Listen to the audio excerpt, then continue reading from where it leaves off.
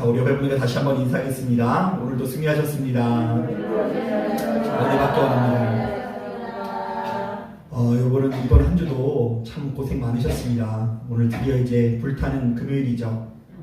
이제 내일 조금 더 편안한 시간이 되기를 원하는데 아무쪼록 오늘 예배 가운데 큰 은혜 받으시고 하나님께서 허락하시는 은혜와 진리로 생명을 누리시는 저와 여러분들 되시기를 주님의 이름으로 축복합니다. 아멘.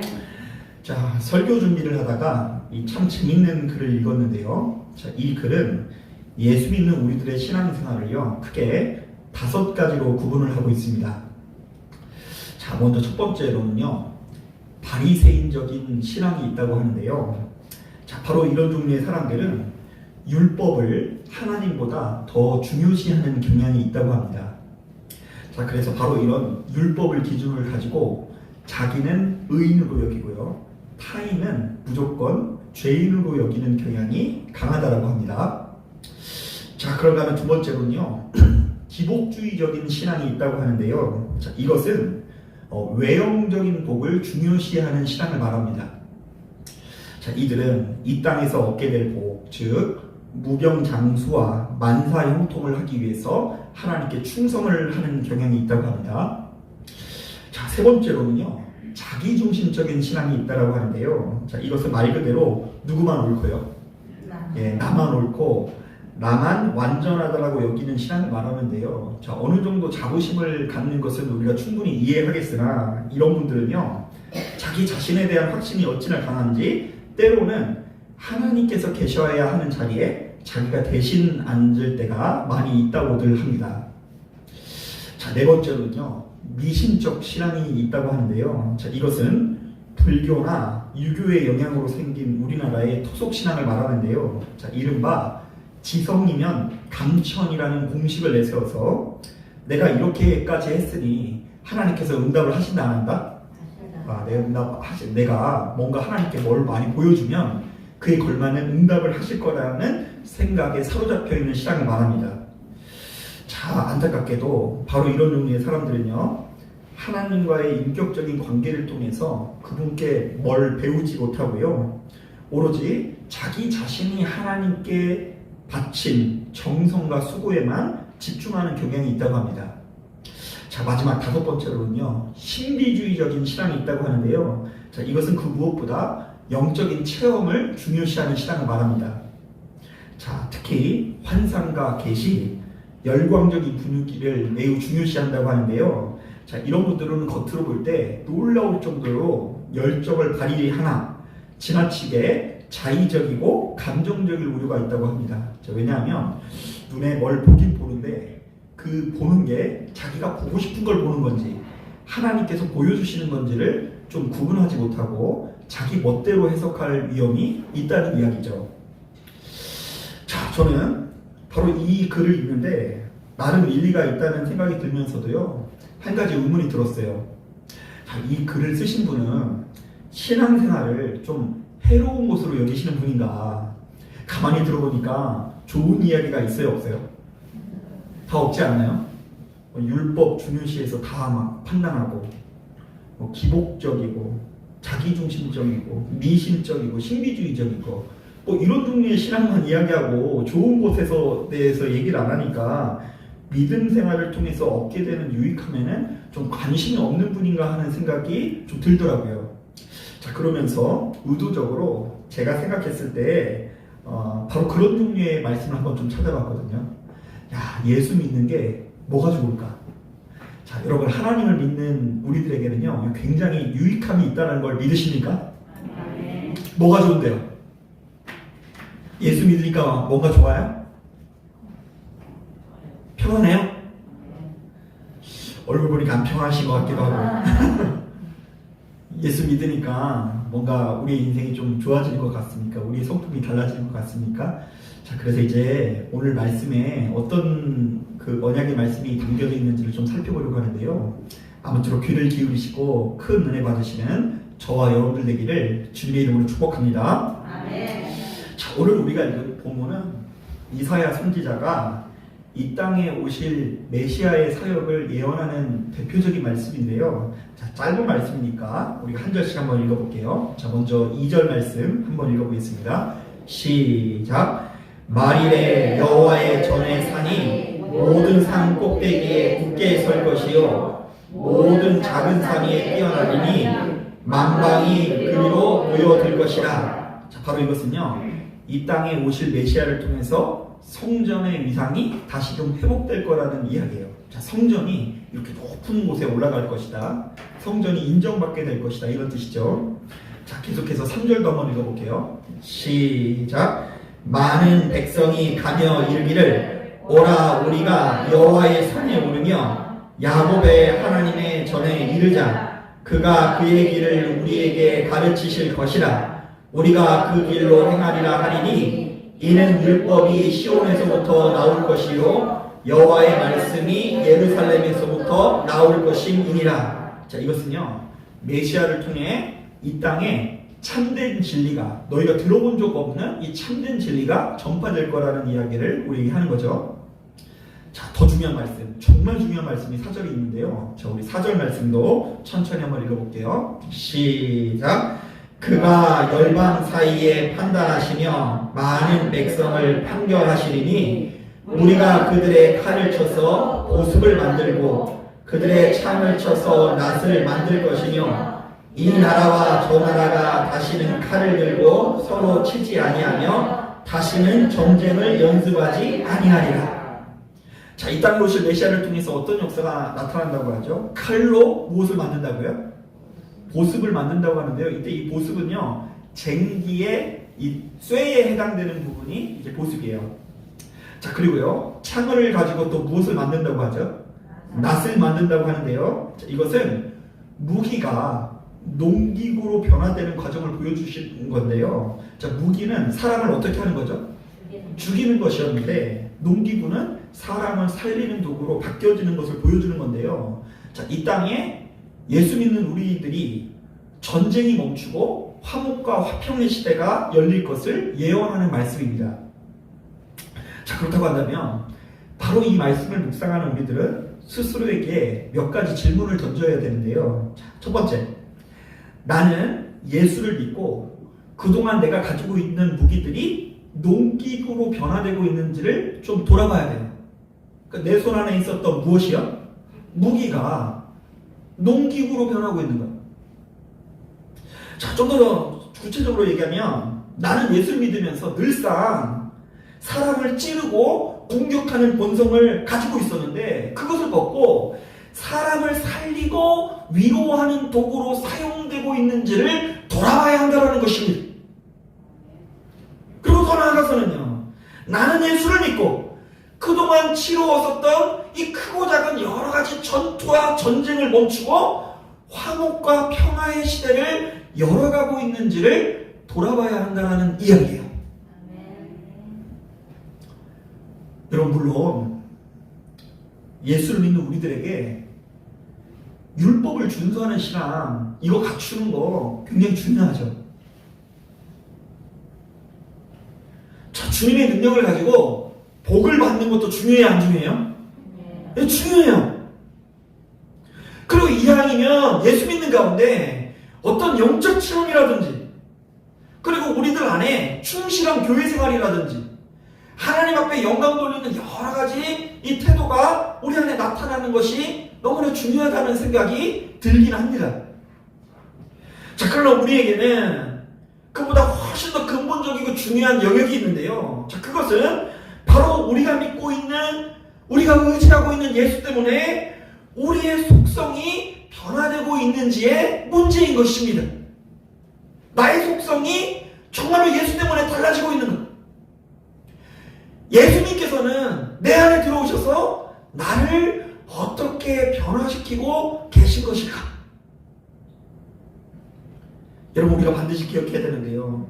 예수님께서는요, 무기를 변화시켜 농기구로 만드시고요, 이 땅에 있는 모든 전쟁들을 멈추사 끝내 화목해 하시는 분이라는 것을 기억하셔야 될 줄로 믿습니다. 아멘. 자, 저도 조금씩 목회를 하면서 바로 이것을 뼛속 깊이 실감하게 되는데요.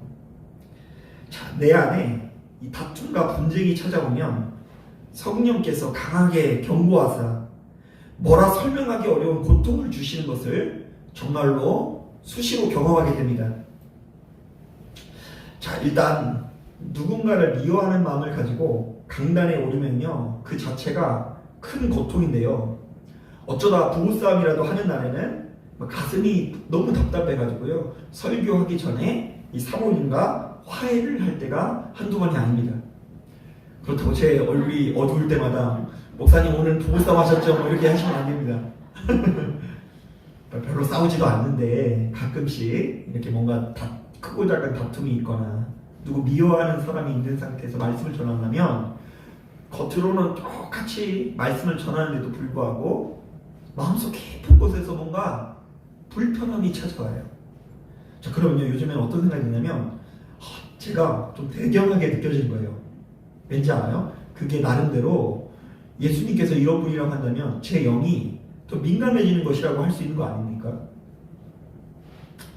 자, 그런데 우리가 화평의 주 예수 그리스도를 믿노라 하면서도 맨날 가는 곳마다 전쟁을 일으키고 이 사람 저 사람을 공격하고 다니면서 그 어떤 가책도 못 느끼고 있다고 한다면, 불편함을 못 느끼고 있다고 한다면 그 사람이 어떻게 예수님과 같은 속성을 가진 사람이라고 이야기할 수 있겠습니까?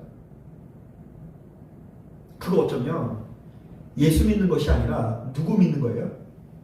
자기 자신을 믿는 것일 수 있고요. 더 나아가서는 원수 마귀의 지배에 사로잡힌 사람일 수도 있는 것입니다. 여러분, 이런 점에서 우리가 사도행전 2장을 보면 오늘날 이 시대를 살아가는 우리들이 너무나 좋아하는 말씀이 있는데요. 자, 다락방에서 기도하는 제자들이 오순절에 성령을 받는 장면이 담겨져 있습니다. 자, 여러분들 성령 받고 싶으시죠? 네. 자, 그런데 제자들이 성령을 받으니까 어떤 모습을 보이는 줄 아세요? 자, 우리가 바로 이 말씀을 얼핏 보았을 때 제일 먼저 눈에 들어오는 것은 방언입니다. 자, 제자들이 열정적으로 기도하는 가운데 그들의 입술에서 아주 이상한 언어가 나오죠. 여기서의 방언은 오늘날 우리들이 하는 방언과 조금 차이가 있을 수 있어요. 외국어. 자, 여러분 영어 방언 받고 싶으십니까? 네. 뭐 일본어 방언 이런 거 방언 받으면요, 일본 가서 얼마나 좋아요. 뭐 저도 이제 그런 거 받게 해달라고 하나님께 진짜 기도 열심히 한 적이 있어요. 영어 방언 받게 해달라고. 어렸을 때 그런 게 유행이었어요. 자, 그러니까 많은 분들이 성령 충만이라고 한다면 맨 이런 장면만 떠올리는 경향이 있어요. 그래서 어떤 분들은요, 침묵 기도는 성령 충만 아니라고 그러고요, 통성으로 기도하면 성령 충만이라고 하고요, 또 어떤 분들은 바로 이렇게 찬송가를 조용히 부르면 성령 충만이 아니라고 그러고요, 여러 악기를 동원해서 굽작굽작거리면 그것은 성령 충만이라고 하는 경향이 있어요. 여러분, 그래도 우리 지금 되게 최첨단으로 찬양하고 있거든요. 세계적인 피아니스트 누구요? 얘기해 주셔야죠. 강은희 요사님이 이렇게 반주를 해주시니까 그나마 우리가 다행인데, 저 옛날에 저급에서 목회할 때는 그냥 제가 기타 치면서 막 배치면서 이렇게 찬양하고 막 그랬거든요. 그렇게 조용한 데는, 그렇게 뭐 화려하지 않은 이렇게 찬양하는 데는 성령 충만할 수 없는 것입니까? 자, 그런데 많은 분들이 이 사도행전 2장을 보면서 이 방언 나오는 거, 열광적으로 기도 나오는 거, 뭐 대단한 분위기인 거, 이런 것들만 성령 충만이라는 거예요. 자, 그런데 그 말씀을 여러분 진짜 집에 가서 꼼꼼히 한번 읽어보세요. 자, 그러면 성경이 주목하는 이 성령 충만의 샘플은 전혀 다른 곳에 있는데요. 자, 제가 한번 읽어볼게요. 믿는 사람들이 다 함께 있어 모든 물건을 서로 통용하고, 이 물건은 내 물건을 다른 사람한테 줬다는 얘기예요. 또 재산과 소유를 팔아 각 사람의 필요를 따라 나눠주며 날마다 마음을 같이하여 성전에 모이기를 힘쓰고 집에서 떡을 떼며 기쁨과 순전한 마음으로 음식을 먹고, 여기서 음식을 먹었다는 건 혼자 먹었다는 거예요? 나눠 먹었다는 거예요? 나눠 먹었다는 얘기예요. 자, 이게 무슨 말이냐면 예수님의 제자들이 성령을 받기 전에는 순전히 저밖에 몰랐는데 성령을 받고 난 이후에는 이전에 경험하지 못했던 화목과 화평을 경험하면서 자기의 것을 주변의 사람들에게 나누어 주게 되었다라는 것을 우리에게 소개해요. 자, 그리고 나서 이 교회 안에 있는 이 성도의 숫자가 이 크게 증가되는 것을 볼 수 있어요. 자, 그러니까 성령은요, 우리 예수님께서도 화목제물이 되신다라고 이야기할 뿐만 아니라 우리가 날마다 동행하는 이 성령님께서도 어떤 분이라고 이야기하냐면 우리의 모든 것들에 이 다툼과 분쟁을 끊으시고 전쟁을 끊으시고 화평과 화목을 가져다 주시는 영이라고 우리에게 소개하고 있는 거예요. 자, 그렇다고 한다면 여러분, 화목과 화평은 예수 믿는 우리들이 반드시 맺어야 하는 열매인데요. 자, 그 이유는 지금 이야기한 대로 아주 간단합니다. 아주 근본적인 건데요. 우리가 믿고 의지하는 예수께서 무슨 제물이 되시는 분이라고요? 화목제물이 되실 뿐더러 날마다 우리와 동행하시며 우리의 나갈 길을 예비하시는 성령께서도 수시로 화목해야 된다고 우리의 심령에서 명령하시는 분이기 때문에 우리가 그런 열매를 맺어야 한다는 것입니다. 자, 그런데 만약 우리가 예수를 믿음에도 불구하고 지금 눈앞에 놓인 미움과 다툼을 개선하지 않고 그것을 끊임없이 방치하게 된다면 우리들의 신앙생활은 크게 변질될 수밖에 없는 것입니다. 자, 한번 따라해 보겠습니다. 예수를 믿음에도 불구하고 미움과 다툼을 개선하지 않고 방치하면 우리들의 신앙은 변질될 수밖에 없다. 자, 어떻게 변질될까요? 첫 번째로는요, 일단 나를 신성시하고요, 타인을 악마화하면서요, 지금 우리의 눈앞에 일어나고 있는 바로 이 전쟁을 당연시하게 되는 사고방식에 사로잡힐 수 있어요. 분명히 성령께서는 싸우지 말고 뭐 하라고요? 화목하라고 하는데 자꾸 다투니까 이것의 정당성을 부여하기 위해서 나는 신성하고 타인은 어떻다고요? 악마 같다. 그래서 천사는 누구를 만나면 싸워요? 악마를 만나면 싸워야 된다.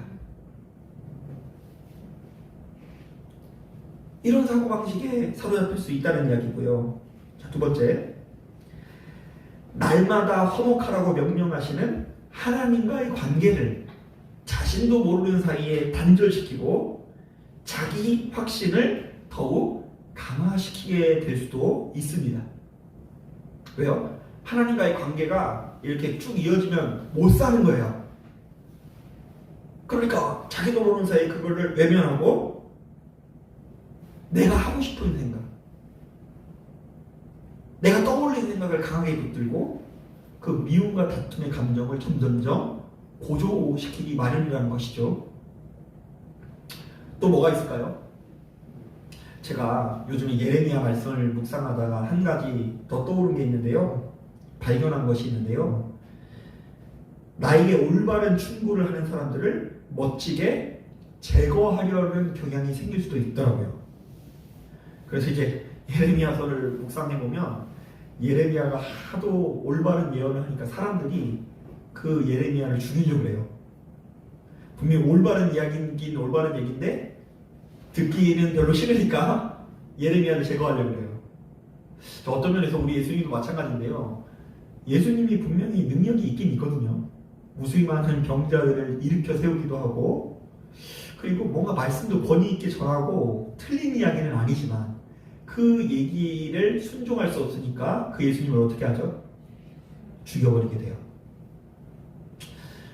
여러분, 그러니까 어떤 면에서 우리가 순종하지 않고 불순종의 역사가 끊임없이 이어지면 신앙이라는 이름으로 우리들의 상태가 더 끔찍하고 무서운 모습으로 변질될 수도 있다는 것을 경고하는 거예요.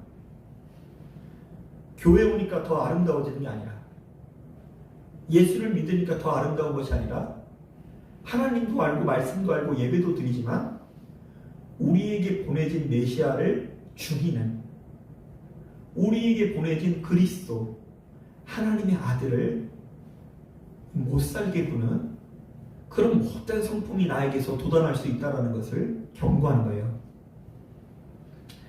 사랑하는 여러분, 분명히 말씀드리지만 예수 믿는 우리들이 가난한 것은 그다지 부끄러운 일이 아닙니다.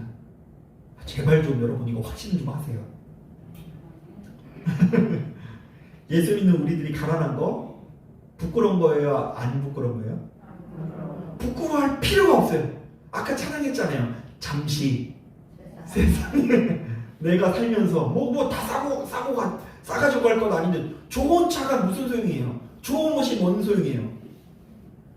그 가난한 거는 부끄러운 게 아니에요. 그거 가지고 막 열매 없다고 하면서 막 다락방에서 술 피우면서 일을 가실 필요가 없는 거예요. 여러분, 남들이 다 하는 방언 못해도 괜찮아요. 가끔씩 이 신앙생활 하다 보면 이것 때문에 신앙생활 하면서 시험 드시는 분 많이 있거든요. 남들은 다 방언하는데 나만 못한대. 그래서 아무리 기도해도 하나님께서 나한테는 방언을 안 주신대. 그리고 또 어떤 분들은요, 꿈에서 예수님이 너무 안 나타난대. 어떤 분은 눈만 보면 눈에서 뭐가 나타난다고 하는데, 자기는 아무리 그냥 예수님 사진을 골백번 쳐다보고 주무셔도 그 예수님이 꿈에 한 번을 안 나타나 준다고 하면서 예수님께 삐지는 분도 봤어요. 그래서 여러분, 꿈에서 예수님 못 봐도 상관없어요. 방언 못해도 괜찮습니다. 부끄러운 거 아니에요. 자, 그러나 내가 일평생 예수를 믿고도 다투고 분쟁하는 습성을 조금도 벗어내지 못하고 개선하지 못하는 것은 부끄러운 일일 수 있는 거예요. 분명히 예수께서는 이 땅에 뭐 하러 오셨다고요? 칼로 보습을 만들고, 창으로 낫을 만들고, 죽이는 도구를 살리는 도구로 만들고, 이 땅에 전쟁을 끊어버리고 화목과 화평의 시대를 열기 위해서 이 땅에 오셨는데, 내가 예수를 믿노라 하면서 나도 모르는 사이에 이곳저곳에서 싸움장 역할을 하고 있는 것 자체가 부끄러운 일이라고 하는 거예요. 아무리 부유해도 부끄러운 거고요. 아무리 방언에 뭐 상단을 해도요, 부끄러운 일인 거고요. 우리가 하나님께서 허락하시는 화목과 화평을 누리지 못하면 우리가 생명 없는 삶을 살아가고 있다는 증거라는 이야기를 오늘 말씀에서 하는 거예요. 여러분, 그렇기 때문에 진짜 영적으로 민감한 사람들은요, 하나님께서 이런 분이시라는 것을 알고, 우리가 읽고 있는 이 말씀에 정말로 그러한 명령이 핵심 가르침이라는 걸 알아서 자꾸만 거기에 민감해져서 설령 다른 사람이 잘못했음에도 불구하고 그들과 맞서는 내 자신이 괜시리 하나님 앞에 죄스럽다고 느껴질 때가 많이 발생하게 됩니다. 여러분, 예수의 이름으로 내 자신의 혈기를 꺾고 모든 만물을 아끼고 살아가시는 하나님의 성품에 참여하실 수 있는 저와 여러분들이 되기를 주님의 이름으로 축복합니다. 아멘. 자, 기도하겠습니다.